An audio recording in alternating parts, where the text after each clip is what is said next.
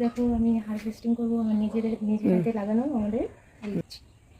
যারা জানো তারা কমেন্ট করে জানিও, আর যারা জানো না বলো কি এই জিনিস, আমি কমেন্ট করে জানো তোমাদের। এই যে দেখো কি দারুণ হয়েছে না, তো পুঁই মেটলি চারিদিকে হয়েছে। আর এই যে এবার এটাকে আমি তুলে নিচ্ছি, এই যে দেখো পাক ধরেছে, এটা এবার দিয়েছিলাম। তো এখানে পুঁই মেটলি তোলা হচ্ছে বীজগুলো, বীজগুলোকে ওঠানো হচ্ছে। তো পুঁই শাক গাছ আগে খেয়েছি, প্রচুর পুঁই শাক হয়েছে, খেয়েছি এবছর। আর এটাকে হবে তোমাদের চিংড়ি মাছ বড়ি দিয়ে, সেটা তো দারুণ লাগে। হ্যাঁ, শিম দিয়ে।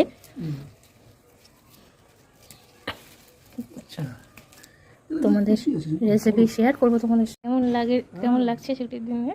হ্যাঁ, ছুটির দিনে খুব ভালো, হয়তো ভালো লাগছে, কারণ সারাদিন তো সকাল থেকে সন্ধ্যে আমরা অফিসের কাজে ব্যস্ত থাকি, তো তখন বাড়ির জন্য কিন্তু নিজের বাড়িতে থাকা, একটু বাগানে কাজ করা, মিসেসের সঙ্গে সময় কাটানো, ফ্যামিলির সঙ্গে সময় কাটানো, এটা অবশ্যই ভালো লাগে।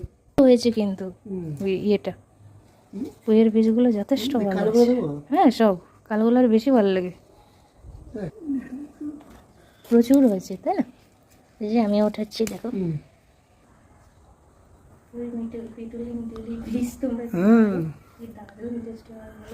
ওগুলো তোলা হচ্ছে।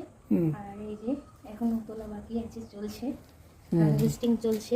এই যে কি দারুণ হয়েছে না, কোনো পরিচর্যা লাগে না, কিচ্ছু লাগে না, শুধু একটু জল দিয়ে দিই আর সামান্য একটু গোবর সার, আর কিচ্ছু চাই না।